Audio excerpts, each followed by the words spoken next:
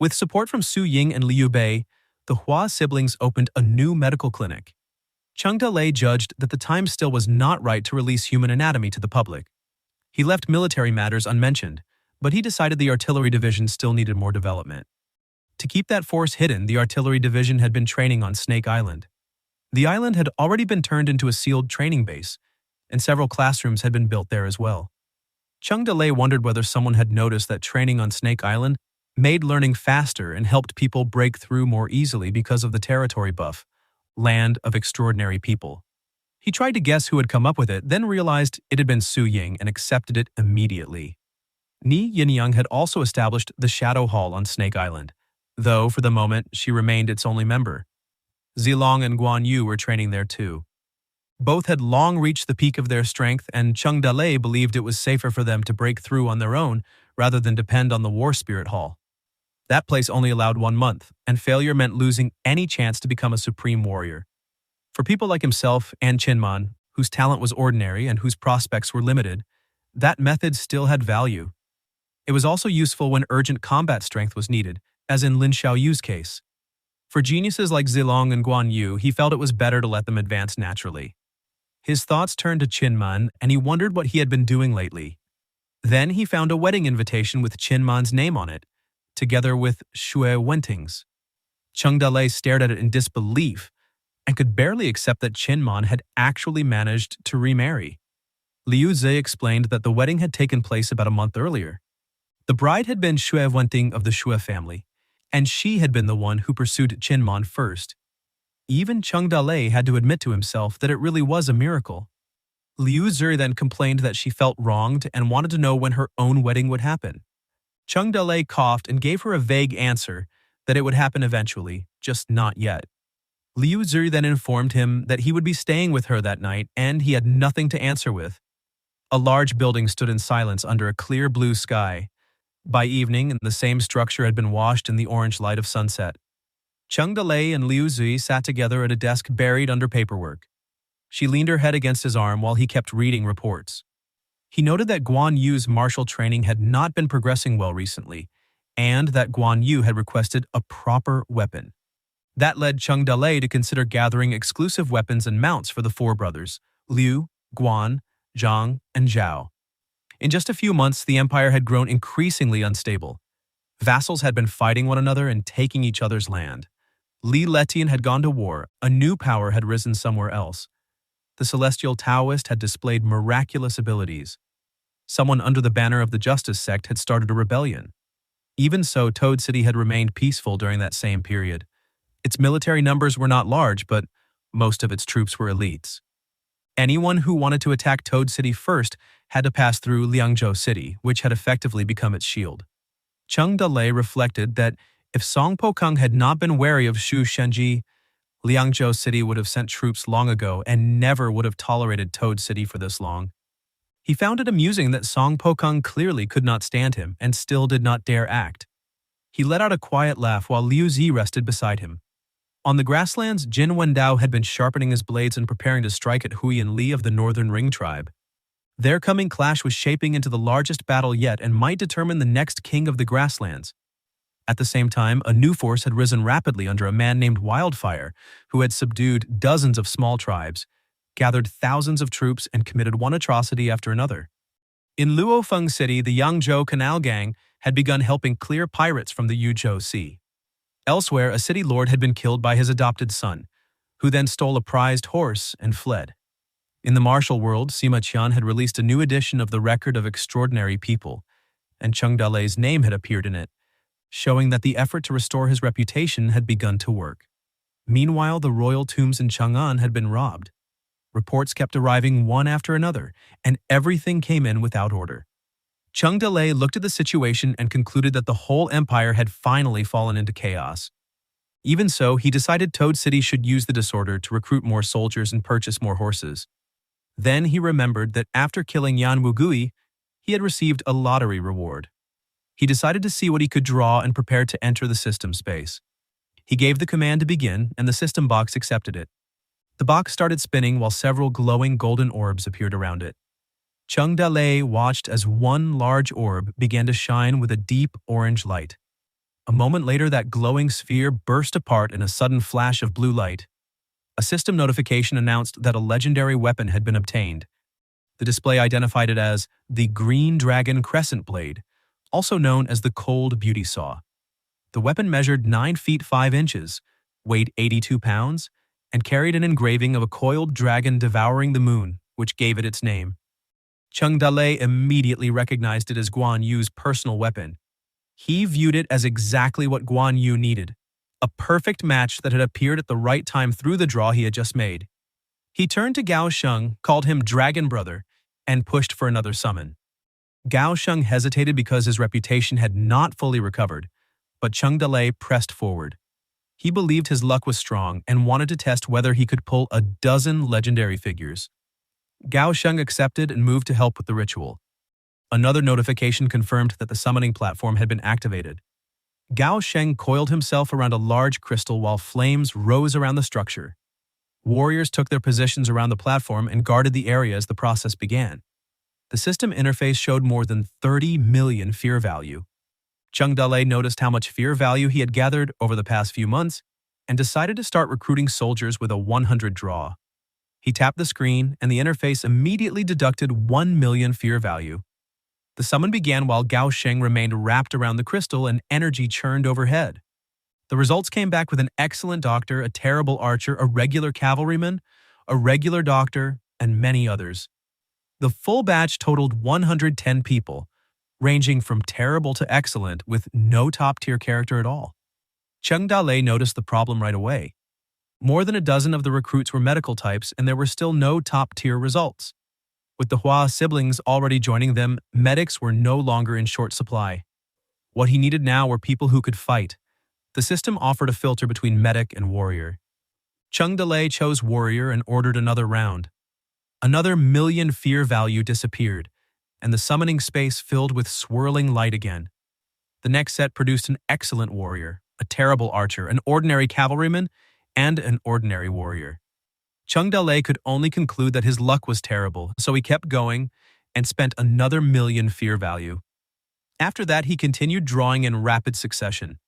Notifications kept reporting nothing worthwhile while he pushed through one deduction after another, burning through 1 million fear value each time. By the time he had spent 20 million fear value, he was stunned. He had poured in an enormous amount and still had not seen a single legendary character. The final summary made it worse. Across 2,200 recruits ranging from terrible to excellent, there were 0 top-tier characters. That result hit him hard. There had not even been one. The giant 0 on the interface seemed to land directly on him, while the message repeated the same reality in the bluntest possible way. The remaining fear value dropped to 10 million, and Cheng Dalei could only stare at the screen in despair. He snapped at Gao Sheng and called the whole process rigged. In his view, there should at least have been some guaranteed top-tier protection after that many draws. He even complained that trash games handled guarantees better than this. Gao Sheng reminded him that this was not a game. He warned him not to be misled by how many top-tier and legendary characters had already gathered in Toad City. In the real world, one supreme-level figure might only appear among tens of thousands or even hundreds of thousands of people. The attacks on Gao Sheng's reputation had not been random either. Other factions were clearly trying to stop him from recruiting while recruiting for themselves at the same time. And the best talent had already been taken by stronger lords. Cheng Dalei understood the implication and asked whether the pool was limited, with all the SSR-level people already drawn away. Gao Sheng confirmed it again. These were real people, not endlessly copied data, and the most talented individuals had been claimed by major powers from the beginning of the chaos. Cheng Dalei still could not accept it. After spending 20 million fear value, he felt that at least 1 or 2 top-tier people should have slipped through. Gao Sheng admitted that the probabilities did point in that direction. Then he raised another possibility. He wondered whether Cheng Dalei's luck was simply that bad. Cheng Dalei froze. Gao Sheng and the surrounding warriors looked on while he stood there speechless, then reacted in visible shock. At that moment, the holographic interface took a hit. The baby girl babbled bababa, then followed with tata. Cheng Dalei answered her with a warm grin, called her his little troublemaker, and looked at her in surprise when she pointed a finger at her face. She made another small sound and he softened immediately. He asked his sweet baby to help her daddy out, thinking that there should at least be some kind of newcomer bonus. The baby girl reached forward and pointed at the system interface. Cheng Dalei told the baby girl to bring him a supreme-level warrior, then gave the summon command while she echoed him, and the system recorded 1 million fear value.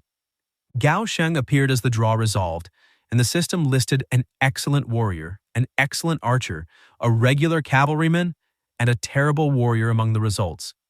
The forces gathered around the outcome while Cheng Dalei felt that something unusual was about to happen, and he recognized this as the first genuinely good draw in a long time. A heavier surge followed immediately after, and the system announced a legendary general together with a bonus legendary mount. Cheng Dalei realized he had hit a double jackpot, and the baby girl celebrated beside him without stopping. He treated her like a lucky charm while she kept chanting happily, and then the silhouette on the screen finally became clear. Lu Bu Fengxian stood there with red hair, and Cheng Dalei immediately asked to see the details. Lu Bu Fengxian's name appeared on the display while the baby girl touched the screen, and Cheng Dalei kept staring at it. The system then triggered the exclusive quest tied to a legendary character, A Wise Bird Chooses the Right Tree, which required Cheng Dalei to recruit Lu Bu and accept him as a foster son at difficulty level C. The destination was marked as Liangzhou, and Lu Bu traveled while reading a paper that described Cheng Dalei, the Lord of Toad City, as a hero worth following. Lu Bu took that as proof that this path could lead to major accomplishments, and he continued forward without hesitation. Cheng Dalei stayed quiet while Gao Sheng pointed out that drawing 2 legendary rewards at once made the young man unusually lucky. At almost the same moment, the system reported that the legendary general Lu Bu had entered the Liangzhou region. Cheng Dalei slammed a hand down and immediately rejected the entire outcome, insisting that he did not want Lu Bu at all and wanted him returned. Gao Sheng explained that rejecting him would only send him elsewhere, because Lu Bu was a real flesh-and-blood person and could not simply vanish because of a command.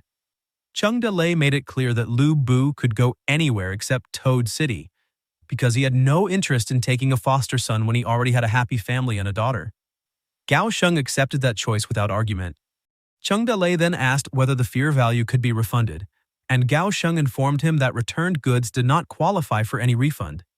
He could only stare at the result and complain that after all the effort required to earn a legendary general, and after finally getting 2 legendary rewards at once, the one he pulled had to be Lu Bu. The baby girl called for her father while Gao Sheng announced that the warrior was leaving. A confirmation screen appeared warning that sending Lu Bu back would be irreversible and that the points would not be returned, and the choice for yes was selected. Lu Bu Fengxian and his horse were removed from the summon result, and the system confirmed that Lu Bu had been successfully sent back and would now join another faction at random. Cheng Dalei looked at the screen in confusion when he noticed that red hair was still there. Another prompt asked whether red hair should also be sent back, and the baby girl reacted in surprise while Cheng Dalei tried to understand what had happened. He quickly realized that red hair and Lu Bu might not actually be bound together, and Gao Sheng explained that Lu Bu had only stolen the horse and had not yet tamed it, which meant the two could be separated. That answer changed everything for Cheng Dalei, and he immediately chose to keep red hair while the baby girl cheered again. Gao Sheng warned him to think carefully, because taking the horse would turn Lu Bu into an enemy, but Cheng Dalei preferred that outcome over accepting Lu Bu as a foster son. Gao Sheng accepted the final decision, and the system confirmed that the legendary mount Red Hair had been acquired. Cheng Dalei then shifted his attention to the next goal and decided that Guan Yu's equipment set should be completed first. The scene moved to the Qinchuan River, where a building stood near the crossing, and Lu Bu Fengxian rode across a bridge alone. A weapon suddenly flew through the air toward him, and Lu Bu raised his attention at once. More hidden weapons followed, and he knocked them aside one after another before demanding to know who was launching sneak attacks at him. The bandits blocked the road and treated the area as their own territory. They demanded a toll from the traveler and made it clear that refusal would end with his head on the ground. Lu Bu Fengxian answered with open contempt and ordered them to clear the way if they wanted to stay alive. Zhang San stepped forward and introduced the group as the 5 generals serving Cheng Dalei of Toad City, then named himself the third brother and demanded all valuables at once. Guan Yi followed by naming himself the second brother and fixing his attention on the horse, ordering the others to take it. Liu Fei then identified himself as the leader of the 5 generals and a man-eater, looking over the horse like prey and treating it as his next meal. The horse cried out and Lu Bu Fengxian drove it straight at them. Zhang Sun could hardly believe the rider meant to charge, but he still ordered the archers to fire. A full volley rushed toward Lu Bu Fengxian, and he knocked the arrows aside with his weapon, before turning the attack back on them through his deflection technique. The same arrows tore into the bandits, and their confidence broke at once. Zhang Sun recognized that they were facing someone dangerous, and another bandit urgently ordered the bridge destroyed. Axes slammed into the structure while the bandits mocked him, and the bridge quickly split apart. It buckled, tore open, and finally collapsed, sending horse and rider down. Lu Bu Fengxian was thrown upward while Red Hair dropped into the ravine below. Zhang San thought the fall had finished him and yelled for the intruder to die, but Lu Bu Fengxian answered in midair with the Heavenly Dragon technique. The strike killed Zhang San outright and released a shockwave strong enough to shake the field. The surviving bandits watched their third leader fall and finally understood how badly they had misjudged him. Lu Bu Fengxian moved again before they could recover, launching a piercing technique through the bandit ranks and then following with a cutting attack that ripped through the ground itself. When the assault ended, he stood alone among the dead and broken, with his weapon planted in the dirt and the remaining bandits too terrified to do anything but mourn their losses. He turned away from the battlefield and reached a cliff above the rough sea. There he looked down and saw Red Hair still struggling in the waves below. Tears ran down his face as he cried out for the horse in helpless rage and grief. He then swore to Cheng Dalei that he would take revenge, and that failure would strip away his worth entirely. Before that vow could cool, a large force closed in around him. Soldiers shouted for the circle to tighten and warned each other that more reinforcements were still coming. Lu Bu Fengxian jumped back into combat without hesitation and cut down several men in a single rush, mocking the fools who thought they could rob him and telling them they would need another life for that chance. Outside Liangzhou city, attention shifted to the Xue family, who had moved their entire household there overnight. Song Pokang confirmed the move and explained that the family had lost its footing in Jingzhou after the crown prince seized most of its property. They had escaped with little, and his information pointed to the celestial Taoist as the one who pushed the crown prince in that direction.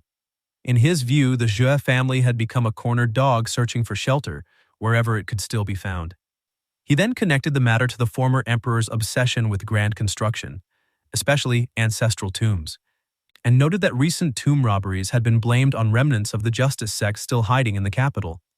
He recalled that when the Justice sect once took Chang'an, merchants had secretly opened the city gates, and because the Xue family had long been the greatest merchant house, the crown prince had never let go of that resentment. Song Pokang also observed that the first prince had inherited the former emperor's habit of trusting Taoists, monks, and wandering mystics. A few words from the celestial Taoist had been enough to destroy a merchant family that had stood in Jingzhou for a century, proving how little merchants mattered once disorder took hold. The prime minister reflected that he had heard the name of that celestial Taoist for a long time, though he had never dealt with him directly in Jingzhou, and he wondered whether this man truly deserved his reputation. General Yu Qi then named the celestial Taoist Zhu Shenji and the academy master together as 3 exceptional figures. From that, the prime minister concluded that Cheng Dalei's visit to Wanzhuan Academy and the move to send a princess of royal blood in order to win the academy's favor had to be part of Zhu Shenji's design. In his eyes, Cheng Dalei remained a small creature from a narrow place, but one that had already begun reaching for ambitions far beyond its station. Song Pokang assured his master that everything was under control. He had already arranged for soldiers to pose as bandits and move through Liangzhou robbing civilians and travelers. The first goal was to damage Cheng Dalei's reputation, keep Toad City from taking in refugees, and stop him from growing stronger through new recruits. The plan also gave them time to build up their own side. Those efforts were now being disrupted before they could produce real results. Song Pokang viewed the strategy as effective so far. Toad City remained a problem in Qinchuan, but it had not yet grown into a force that could dominate the region. Liangzhou had 6 cities, and their side controlled 5 of them. Toad City was boxed in from every direction. Those 5 cities held the key positions, and they also had the clear advantage in supplies and population. Around 150,000 troops were already available for deployment, so their numerical superiority was not in doubt. Even so, Song Pokang did not believe numbers alone would be enough to erase Toad City. A major clash was unavoidable, but the civil faction still lacked a commander who could truly lead that war. No one on their side could match Zhu Shenji in ability, and that weakness remained serious. Prime Minister Kui fell back into grief over his son. Song Pokang noticed that the old minister kept returning to that loss. Kui remained convinced that his son would never have died to Cheng Dalei if he had not been isolated and trapped deep in enemy territory. Song Pokang urged him to protect his health and stop feeding that sorrow. The drought in Liangzhou had already reduced the harvest, while Qinchuan had produced a strong yield. The situation did not favor them, and Toad City was still difficult to break, so Song Pokang believed patience was their only real option. Then something on the road pulled his attention away. A bandit ran forward calling for help. He kept shouting as he stumbled ahead. A massive halberd crashed into him before he could get any farther, and the riders nearby pulled their horses to a stop when they saw him collapse. One soldier stared at the weapon in disbelief. The halberd weighed around 100 pounds, yet it had been thrown with enough force to kill in one strike. The wounded bandit forced out one last weak plea. Lu Bu Fengxian stood over him. An arrow flew in from the distance and struck the ground nearby. Lu Bu turned toward the sound, trying to make sense of the situation. Song Pokang confronted the stranger. Lu Bu focused on the dead and wounded around the road and understood the scene at once. He treated them as bandits from Toad City, and suspected that even the governor might be working with them. Song Pokang moved quickly to correct that impression. He identified himself as the governor of Liangzhou, and explained that he had been on his way to join Prime Minister Kui in raising troops against the bandits troubling the region. He praised the stranger for wiping out the group by himself and asked for his name. The man identified himself as Lu Bu Fengxian of Wuyuan County in Bingzhou. He had come because he admired the Toad King's reputation and originally intended to join Toad City. That impression had changed on the road. Any force that robbed travelers still looked like bandits to him, whatever name it used. Song Pokang immediately understood the opportunity in front of him. Since Lu Bu had already killed men tied to Toad City, trouble would likely follow. Lu Bu showed no concern. Those men were too weak to matter to him. When Song Pokang asked what he planned to do next, Lu Bu had no fixed destination. Song Pokang invited him back to Liangzhou City at once. He pointed to the carriage behind him and let him know that Prime Minister Tui was there in person, a man known everywhere for recognizing talent when he saw it. Prime Minister Kui looked at the warrior and reflected that if his own son had not died at Cheng Dalei's hands, he might have grown into someone just as brave. He then turned to the matter of the missing horse. Lu Bu Fengxian explained that the horse had stumbled, fallen from a cliff, and was likely drowned by then. Kui judged that a man of that ability deserved a better mount than that, and he made it clear that talent mattered more to him than anything else. If Lu Bu entered Liangzhou City, he would receive a fine horse, a beautiful wife, command over troops, and a city to govern. Kui even promised that one day he could become the lord of a city in Liangzhou. Lu Bu Fengxian hesitated over whether the promise was genuine. Song Pokang stepped in and pressed the point that Prime Minister Tui had no reason to deceive him. He reminded Lu Bu that Cheng Dalei was only a bandit who had gathered more bandits, robbed common people across the land, and still tried to shift blame onto others while sinking into conduct beneath contempt. A man like that had no real future. Prime Minister Kui stood in complete contrast. He already ruled Liangzhou, worked relentlessly, and had scholars in abundance, but still lacked a truly powerful general. Song Pokang treated their meeting as fate and framed it as a chance to pull Lu Bu away from the dead end of banditry. Lu Bu Fengxian stayed silent. Song Pokang pressed once more, weighing the position of a general against the life of a bandit, and assured him that in Liangzhou he could rise among the very top commanders. Lu Bu Fengxian gave the idea real thought. The hesitation broke after that. Lu Bu Fengxian admitted that Song Pokang's words had cleared away the confusion in his mind. He dropped to his knees and revealed that he had wandered for half his life without ever finding a master worthy of serving. If Prime Minister Kui would accept him, he wanted to enter the household as an adopted son. From that moment on, he pledged himself fully, promised to support Kui in building greater achievements, and vowed that no danger or hardship would make him retreat. He remained kneeling as the chariot rolled onward. Back in Toad City, a report showed that the population had grown by more than 2,000. 2 days later, the newly recruited people had already been assigned to their posts and put into training. Cheng Dalei checked on the larger recruitment effort and learned that conditions were slightly better than before, with people slowly arriving from other places, but that fewer than 20,000 had joined over the past few months. That number left him dissatisfied. Without more people coming in, it would be difficult to expand the army or open more farmland. Gao Feihu then brought word that the scouts had returned. Cheng Dalei noted that the imposters who had used their name while robbing others had already been wiped out, and he expected things to improve soon after that. He wanted to know who had done it. The answer was startling. A single man had wiped out the entire group of bandits. That immediately raised a new question. Cheng Dalei wanted the man's background, but the scouts had found little beyond his appearance and weapon. He wore a towering crown, carried a heavy halberd, and possessed overwhelming strength. Cheng Dalei understood at once who it was. He asked where the man had gone, and the report confirmed the worst possibility. Prime Minister Cui had recruited him and had even taken him in as an adopted son. Gao Feihu warned that this changed the situation completely because a man like that entering Liangzhou city created a major threat for them. Cheng Dalei gave no response at first. When Gao Feihu called for his attention again, Cheng Dalei only laughed it off and ordered the scouts to keep gathering information on the man. He then picked up a wrapped weapon and tossed it over to Gao Feihu. The weight of it was obvious the moment it landed in his hands. Cheng Dalei ordered him to deliver it to Guan Yu.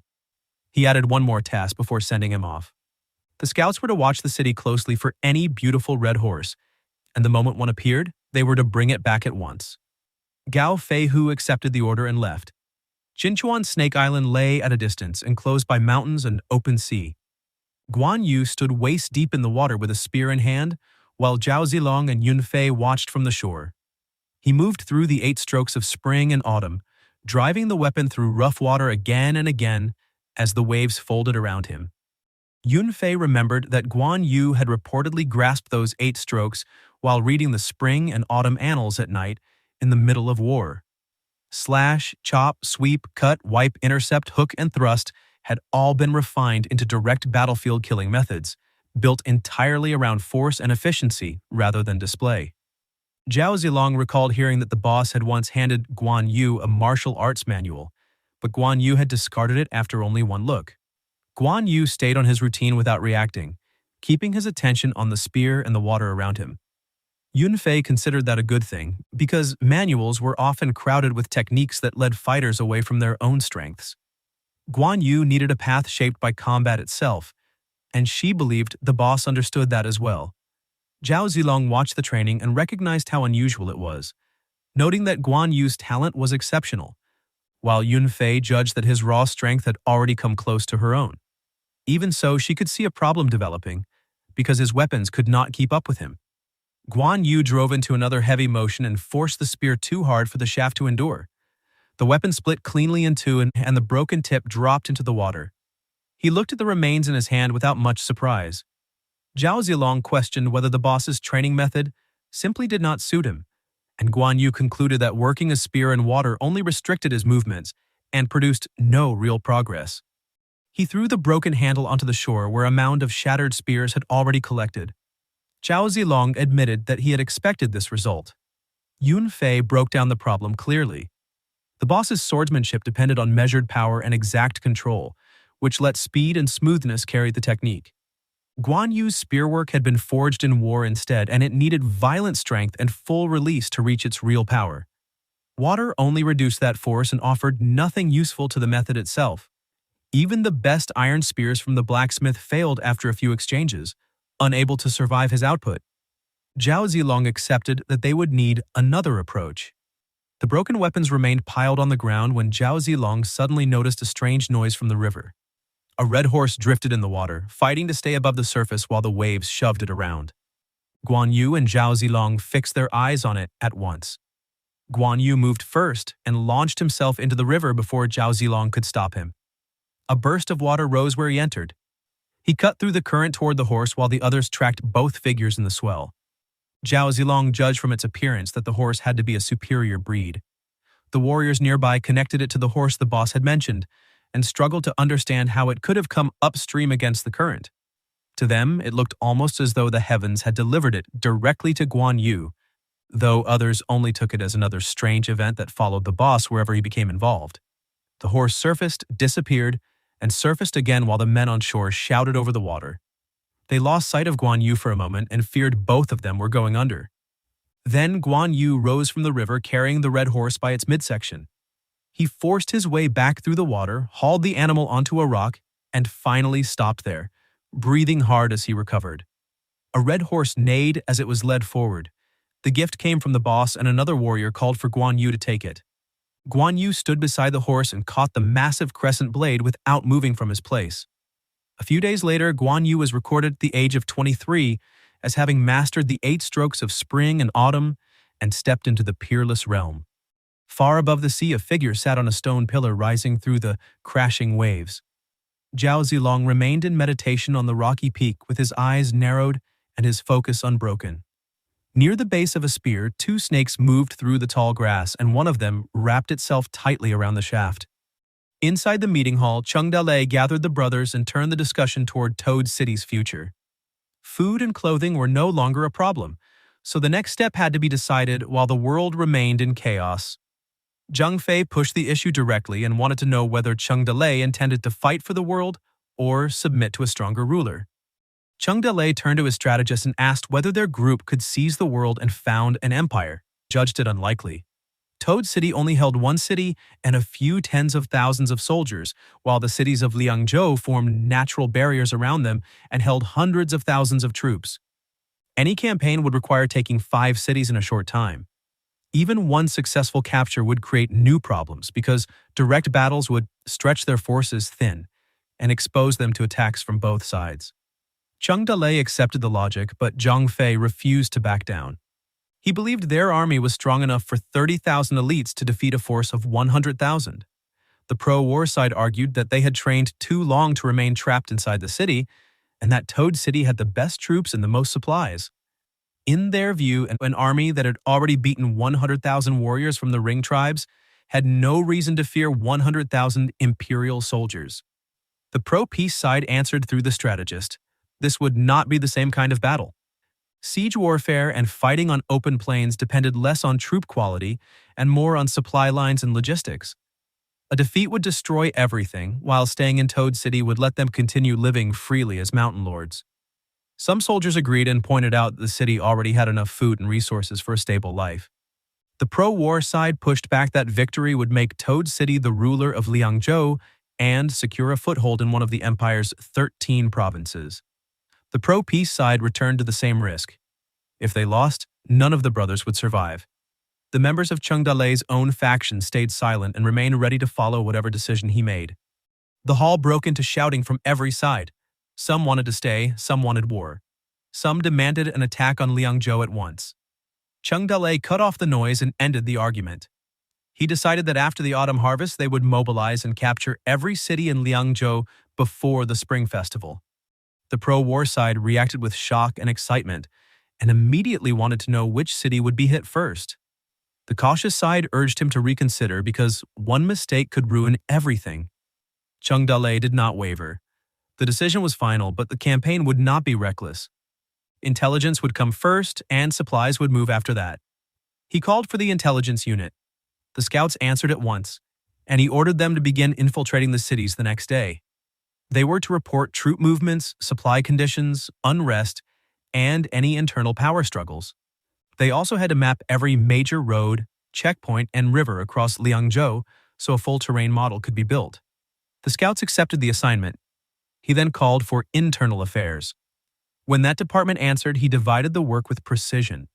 Su Ying would oversee logistics. Li Wanner would manage city affairs and calm the population.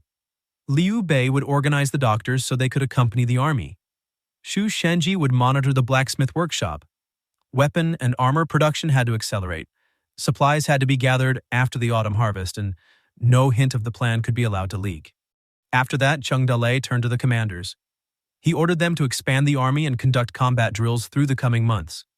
The artillery units were specifically told to intensify their training and wait for the march order. They had trained for years already, and once the autumn harvest ended, Their blades would finally be used in real war. The meeting ended with every group clear on its responsibilities. Everyone moved quickly, though the commanders were kept behind for measurements of height and armor requirements. At the blacksmith workshop, Cheng Dalei told Zhang Qiang that the real work was starting. The new recruits had different needs, and their armor would have to be tailored to match. Zhang Qiang accepted the task and planned to draft the designs first for approval. Heavy hammer blows rang through the workshop and sparks scattered from the metal. 3 days later, Zhang Qiang returned with the plans. Each armor set had been designed around the fighting style of its user. Zhao Zilong and Guan Yu preferred light armor. Qin Man and Zhang Fei required heavier protection suited for direct charges. Zhang Qiang had also prepared a full saddle and horse armor set to match Guan Yu's new mount. He pointed out one detail in General Fan Lihua's light armor. The chest piece included 2 bowl-shaped curves. If that looked inappropriate, he was ready to change it immediately, though the fit would suffer. He estimated that finishing all of the armor would take about 4 months. He then asked for Cheng Dalei's judgment and waited while Cheng Dalei kept staring at the plans in silence. The reaction came all at once. Cheng Dalei burst out in approval and demanded to know how Zhang Qiang had become so skilled. Zhang Qiang answered with modesty and treated it as nothing unusual, because he had only remained fully devoted to his craft. At that moment, a system notification confirmed that he had entered the rank of peerless blacksmith. Cheng Dalei could only stare in disbelief at the appearance of another peerless title. Just as Toad City was making ready for war with unusual intensity, Liangzhou City was holding its own council inside the Kui mansion. A court official brought word that Cheng Dalei had returned to Toad City several days earlier, taken back control of its affairs, and appeared to be preparing for a major move. Prime Minister Kui pressed for certainty, and Lu Luo confirmed it without hesitation, because their scouts had watched Cheng Dalei enter the city themselves. Lu Luo then raised another matter that he had nearly kept to himself. Their scouts had also learned that Qin Man, one of Toad City's generals, had married a few days earlier, and the bride had been Xue Venting of the Xue family. Prime Minister Kui gave no reaction at all. He sat there cold and still, cut off from everyone around him. A man rushed through the council chamber toward the dais, and Prime Minister Kui immediately noted that Xue Rui had arrived late again. Prime Minister Kui watched him with a hard expression while Song Pokang dryly remarked on the same habit. Xue Rui blamed business matters, explained that he had not known Prime Minister Kui was summoning him, and waited for the purpose of the meeting. Prime Minister Chui turned the discussion back to Toad City and demanded to know whether it could be taken before winter. Zhang Weihu laid out the problem in plain terms. Liangzhou had suffered drought, the grain harvest had dropped, and Qinchuan stood in a far stronger position near the river with better weather, fuller harvests, and defenses that were hard to break by force. Song Pokang supported that view and reminded everyone that Liangzhou already struggled to feed its growing army every day, while Lu Luo's new military buildup was draining even more resources. Another official added that Xu Shenji still guarded Toad City, which made any reckless move even more dangerous. Prime Minister Tui lost patience. He refused to keep waiting until Cheng Dalei became powerful enough to march on them with a force of 100,000, and he accused the room of shrinking back year after year. After a brief silence, he pushed for harsher measures.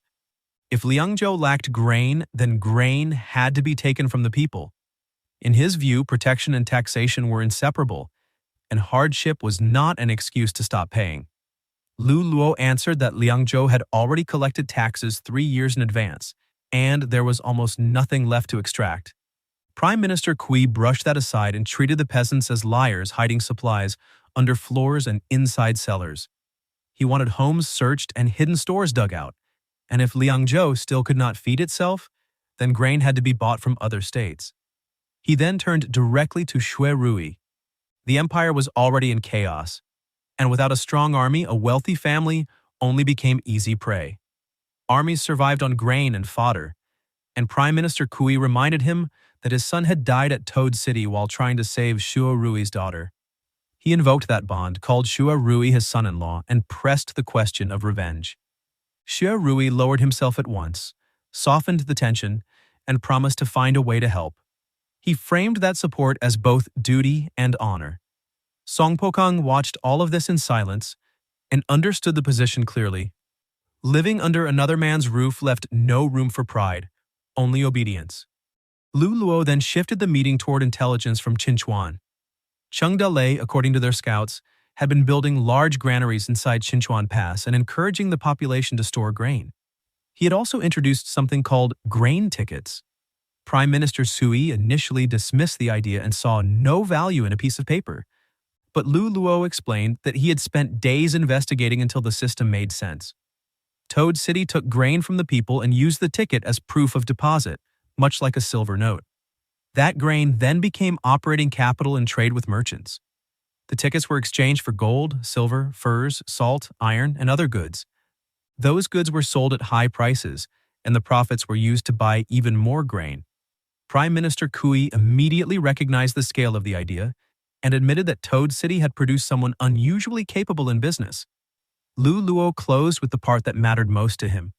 Those grain tickets had already helped Toad City fill its granaries with a large reserve. If that granary could be burned, the enemy would lose its food supply, and once the food was gone, collapse would follow on its own. Song Pokang treated the granary as too important to approach carelessly.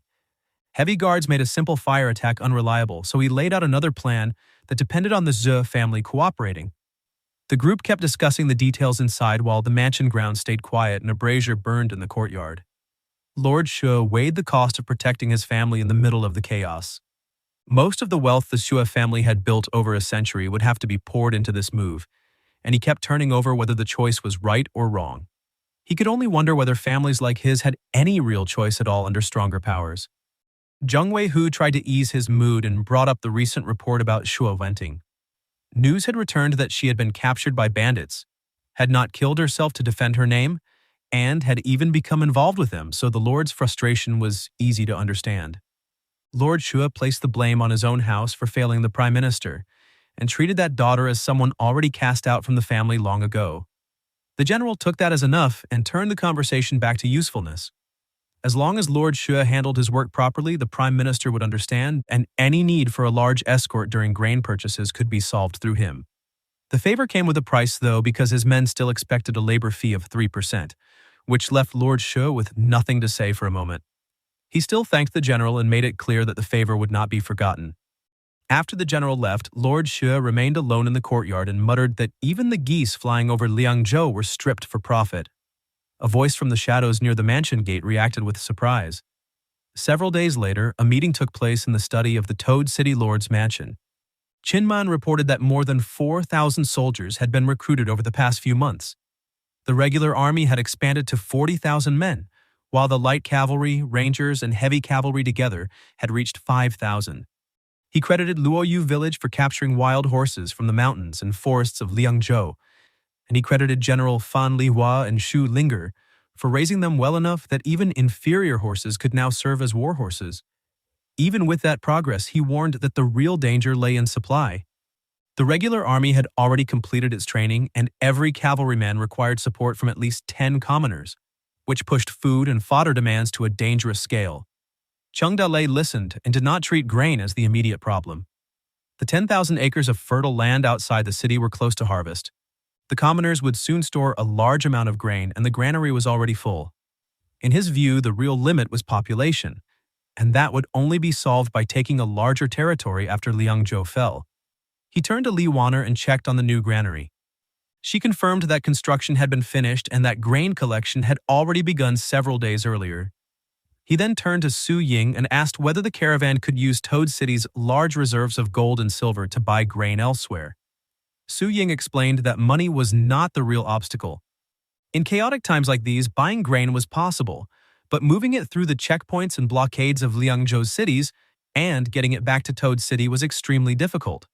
Cheng Dalei could only let out a weary breath and return to the same problem because their territory was still too small.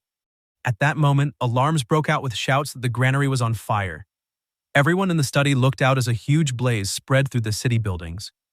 Guards and commoners rushed forward with buckets, yelling for water and trying to organize the firefighting effort while smoke and ash rolled through the streets. Qinman immediately ordered a citywide search because the arsonist had to still be inside. He had the gates sealed, forbade anyone from escaping, and demanded that the culprit be taken alive. On the rooftops, one of the arsonists realized the response had come too fast and pushed the others to move before it became impossible to escape. The intruders split up and retreated across the roofs, but Zhang Fei and Gao Feibao dropped in to cut off their path. Zhang Fei swept through them with his spear, and Gao Feibao followed with the Gao family blade method. By the time they stood over the fallen men, the ambush had already collapsed under the pair's attack, and their victory talk came as naturally as breathing. Zhang Fei laughed and told his companion that once the fatty and the leopard worked together, nobody in the world could stop them. Gao Feibao looked around in confusion and let out a bewildered cry. Zhang Fei then screamed in pain when his spear snapped apart and wondered what kind of monsters they had run into. Cheng Dalei and Su Ying stood in the smoldering ruins of the building, while a company of soldiers guarded the area behind them. Qin Man came over to report, and Cheng Dalei immediately asked whether any grain had been lost, what the current situation was, whether the arsonists had been caught, and how anyone had slipped in when the granary had been under such heavy guard. Qin Man explained that one group had staged an ambush outside the city and set the wheat fields on fire to draw the guards away. Another group had moved inside the city and burned the new granary while the guard deployment was still incomplete. Both groups had used fire oil, which made the blaze spread fast, but only a few acres of wheat had burned outside the city. The new granary had not been stocked yet, so the actual losses stayed low. Cheng Dalei asked where the culprits were and whether anyone had caught them. Qin Man confirmed that several had been captured and beaten until they confessed that people from Liangzhou city had sent them. Cheng Dalei decided he would interrogate them himself and warned that they could not afford to be careless. Qin Man hesitated and tried to take over the job with his own men, which made Cheng Dalei ask what the problem was. Qin Man then explained that the intruders had dug through the sewer and crawled up through a latrine near the granary before setting the fire, leaving themselves covered in filth and scraps. Cheng Dalei went quiet at that. Qin Man added that once the brothers started punching them, the captives had begun vomiting everywhere from both ends. In the distance, Zhang Fei kept wailing over his ruined spear while the other prisoners continued retching. Cheng Dalei looked at them and concluded that they were a truly vicious group. Holding his nose, Cheng Dalei told Qin Man to handle those men himself. Qin Man assured him there was nothing to worry about and swore that he would send 3,000 troops at once to search the whole city and leave none of them behind. If the fugitives all smelled that bad, there was only one practical route left for escaping Toad City. Cheng Dalei immediately understood and identified the Qin Chuan River. He ordered his men to send search parties along the river outside the city, and the soldiers moved to carry it out. At the Qin Chuan River, outside the city, the blacksmith shop by the riverbank had already sprung into action. Mu Changgung, who now used the name Zhang Qiang, led a charge of blacksmiths and called for the intruders who had dared burn their grain to be hammered to death. The blacksmiths roared their agreement. One of them hurled a tool and yelled for the thieves to take his meteor butterfly hammer. Another flung a brick and called it a meteor flying brick. The criminals quickly lost control of the situation, with one crying out in pain, while another wondered what kind of monsters these blacksmiths were. The blacksmiths kept advancing and beat the masked thugs with heavy wooden hammers. One blacksmith spotted a thief about to leap into the river and warned the others to smash him before he escaped. The masked man mocked his pursuers and claimed they would never catch him as he jumped toward the water. Mu Changgung pulled back for a throw and called for the fugitive to take his hammer. The thief turned around in shock, recognized the blacksmith, and shouted Mu Changgung's name. A massive wooden hammer spun through the air and struck the man square in the face. The impact threw him backward into the river with a huge splash, and the hammer dropped into the water behind him. Mu Changgung stood at the riverbank and stared at the spot where the man had disappeared. The voice had sounded familiar. He then realized that the intruder had to be someone from Liangzhou city, otherwise he would not have recognized him. That thought made Mu Changgung worry about whether the others had heard the man call out his name. The blacksmiths crowded around and praised his aim, laughing that anyone who took a hit like that was either dead or half dead. Another praised his skill and claimed he would have made a centurion on the battlefield. The others kept cheering for his strength, stamina, and eyesight. Someone else added that he would at least make an excellent scout. Mu Changgung listened in silence for a moment, then rubbed the back of his head and laughed it off, insisting that they were only teasing him and that he just had more strength than most.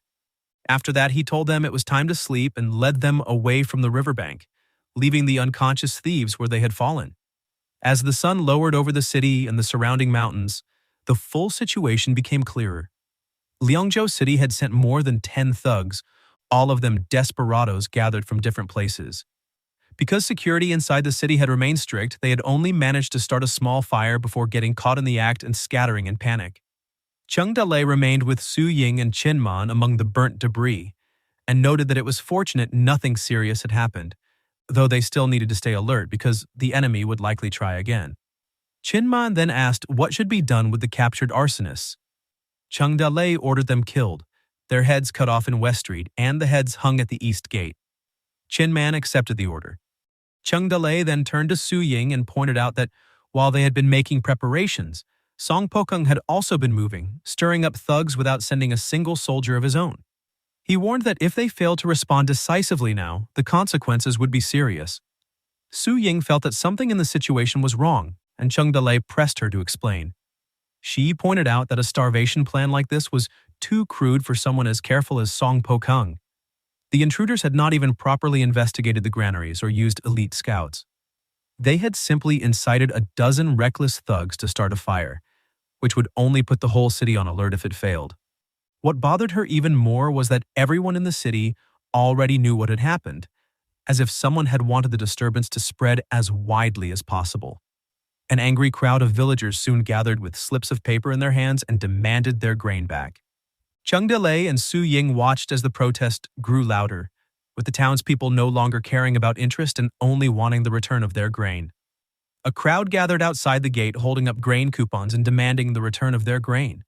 From above, Cheng Dalei and Su Ying watched the villagers press the issue, with some refusing interest and only wanting back what they had deposited. Others insisted it was hard-earned grain and questioned why it should remain inside after the fire. The soldiers tried to keep order and warned that the granary was a restricted area, but the crowd did not calm down. Villagers questioned how anyone could believe the grain was unharmed after such a large fire. Some believed their recently stored grain had already been burned away, while others argued that if the grain was truly still there, they should at least be allowed to see it. A few pushed harder and insisted they felt safer taking it home. Su Ying stepped forward and assured everyone that the fire from the previous night had not destroyed a single grain and that the reserves were still sufficient. She guaranteed that as long as she remained alive, everyone would be able to redeem the grain they had stored. Her words eased part of the crowd, and some villagers began persuading the others to leave for now and trust the fortress. Even then, a stubborn group continued demanding immediate return of their grain. While Cheng Dalei watched the crowd, he understood that some people were not just frightened, but were deliberately trying to pressure the fortress. He soon noticed that someone had slipped into the crowd to stir things further. Instead of dragging the matter out, Su Ying ordered manager Huang to return grain to anyone who insisted on withdrawing it, recover the grain coupons, calculate interest according to the storage period, and handle everything by the rules. She also ordered that anyone causing trouble be dealt with under village law. Once the granary opened, some people began taking their grain out while others stood aside and watched. At that point, merchants moved in and started buying grain at high prices, urging villagers to exchange it for silver rather than let it sit at home and be ruined by insects or rats. Before long, grain was leaving the city in cartloads. As the granary accountant, Su Ying soon recognized what was happening inside the city. Rumors were spreading that in peaceful times people stored valuables, while in troubled times they hoarded gold.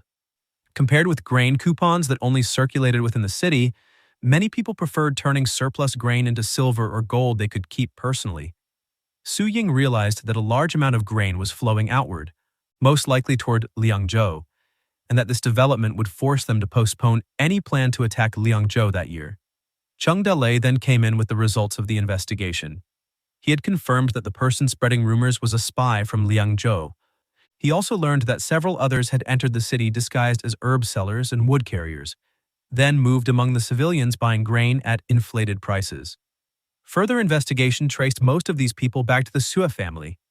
Su Ying noted that the Xue family of Jingzhou truly had deep resources because their buying price was nearly twice the normal market rate. With profit that high, anyone holding extra grain would be tempted to sell. Cheng Dalei considered arresting all the buyers in the city, but Su Ying opposed it. She judged that they could not catch everyone and the grain still belonged to the people, so they had the right to store it or sell it as they wished.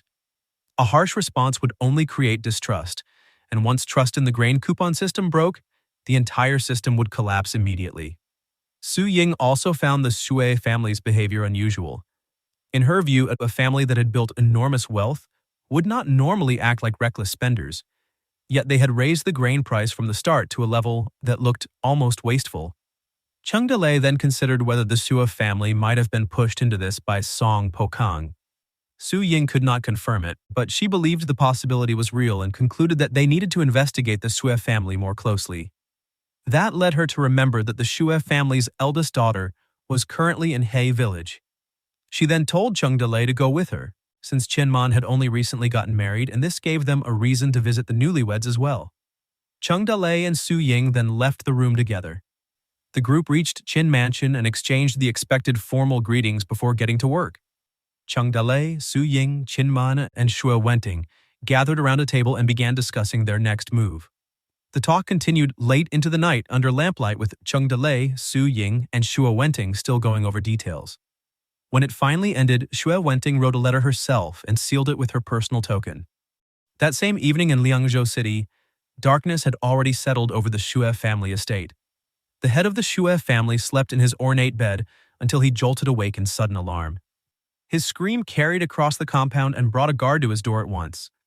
When the guard called in to ask what had happened, the master dismissed it as nothing more than a nightmare and sent him away.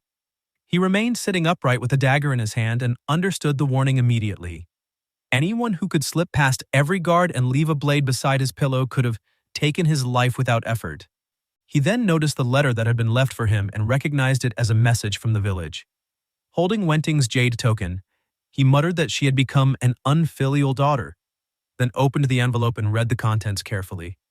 By the time he reached the end, a long breath left him. He wondered whether this would bring the Shui family to ruin. He walked to the window and kept weighing the future of his household. As dawn rose over Liangzhou City, his thinking shifted, and he began to consider whether this might not be disaster at all, but a rare opening. Several days later, a night covered Toad City. A man moved through the quiet streets with a smile on his face and a jar in his hand, shaking it as he walked. He stepped into a small stone house and never saw the attack coming. A masked assassin came out from the shadows behind him and cut him down at the doorway. Blood marked the entrance, and the killer stood over the body for a moment before dragging it away through the dirt. Once the corpse had been hidden, the assassin removed his mask. 1,000 Faces looked down at the dead man, checked the dirt smeared across the back of his hand, and wiped the last traces of disguise from his face. He had already learned that Mu Changgung now ran the village blacksmith shop and remained under heavy protection. That made the matter important enough for him to step in personally and inspect the situation himself. As he moved through the woods carrying a sack, 1,000 Faces kept thinking about Mu Changgung. He wondered whether Mu Changgung had endured humiliation and stayed hidden for years, only to betray them in the end. As Liangzhou City's top scout and most skilled master of disguise, 1,000 Faces did not take that possibility lightly. Back in the city, the grain market had already turned frantic. One villager shouted that prices were changing by the day, with grain that had been 8 taels of silver the day before, already climbing past 10 taels now. Another warned that war was close, supplies were tight, and the price would rise even further tomorrow. Others pushed the crowd to trade grain quickly for gold and silver while the chance remained. Watching the scene, 1,000 Faces understood that grain prices were surging and that the village's grain kept pouring into Liangzhou City without interruption. He took quiet satisfaction in it because this had been their work. He reflected on his own position as well. He had once committed serious crimes throughout the Jianghu and carried many deaths behind him, only to be captured by the authorities and then spared by Lord Song. Instead of execution, he had been raised up as Liangzhou's foremost scout, and only the most important assignments ever required his direct involvement. He briefly considered simpler methods such as spreading rumors or stirring Toad City's residents into selling off their grain, but he dismissed those as work for lesser operators. By the time he reached the blacksmith shop, his purpose had already narrowed. He intended to enter the enemy's side, locate Mu Changgung, and pull out whatever intelligence that man had managed to gather after reaching the middle ranks. The thought pleased him enough to bring a grin to his face. Inside the shop, Mu Changgung drove the workers forward without pause. He barked at the men standing idle and pushed them back to work because too many orders were waiting. Metal rang through the shop as he hammered heated iron and pressed them to finish the day's tasks. 1,000 Faces watched from within the noise and heat while the labor continued around him. Even the rhythm of the work turned into a chant as the workers struck their anvils together, and the forge carried on under the morning sun. Elsewhere, in the underground passage on Snake Island, Cheng Dalei's group moved through the shadows. Su Ying reported that the Shui family had already sent word back and was willing to cooperate. Cheng Dalei remained cautious and questioned whether they could actually be trusted. Su Ying admitted the danger was real and that she was not even 10% certain. In her view, merchants always shifted with the wind, protecting themselves first and chasing the greatest profit wherever it appeared. But she still believed the head of the Shui family would understand which choice served him best. Cheng Dalei then turned to Su Ying because no one there understood business better than she did. Su Ying judged that grain prices had already exploded and that the situation needed even more pressure. Cheng Dalei immediately followed that line of thinking and considered whether they should start buying grain themselves. Su Ying noted that even cutting off the grain leaving the city could still make the other side think Toad City was running short on supply. She was more concerned about the cost and wondered whether they still had enough gold and silver left to keep pushing the price upward. Cheng Dalei told her that money was not the problem. Su Ying understood he was not even counting the two major treasures he had already found. Cheng Dalei walked to a huge locked gate and placed a key into it. He explained that he had spent years doing business and had managed to save a considerable amount along the way. The heavy doors opened slowly and he led the others inside. A massive stockpile of gold and silver came into view, built up like a mountain from years of savings. Cheng Dalei looked over it and made it clear that the time had come to put all of it to use. In Liangzhou City, a report reached the Song Mansion. A subordinate informed Song Pokang that more than 1,000 baskets of grain had already been collected from the people of Toad City. Song Pokang found that result amusing. He took it as proof that the people there understood what would happen if they resisted. Xue Rui then pointed out that Cheng Dalei was also purchasing grain at an increasingly high price, one that had already surpassed theirs, and he pressed Song Pokang to release more gold and silver to match it. Song Pokang ordered him to keep collecting grain without hesitation. He believed that the reserves built up in Toad City over only a few years could never compare to the wealth behind the Shui family's 100 years of business. Xue Rui could only swallow his frustration and think of his grandfather.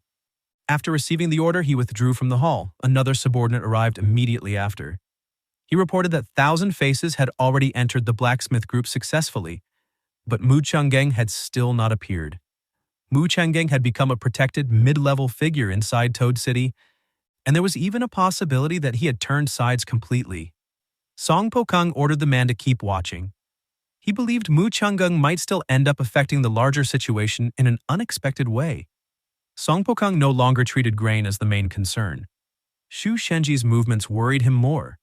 He ordered Xu Shenji's dossier to be sent to 1,000 Faces and instructed him to focus first on gathering detailed intelligence about Xu Shenji. Late that night, Zheng Weihu visited the Shui mansion and met Xue Rui. He brought up the silver being moved in large boxes and made it clear he had noticed how much money had been flowing through the mansion recently. He pointed to the soaring grain price in Toad City and made it obvious that he also wanted a share of that trade. He revealed that he had a batch of old grain ready to move. Xue Rui was alarmed at once. He understood that Zheng Weihu was talking about military grain and knew that the consequences would be severe if Song Pokang discovered it. Zheng Weihu brushed that aside.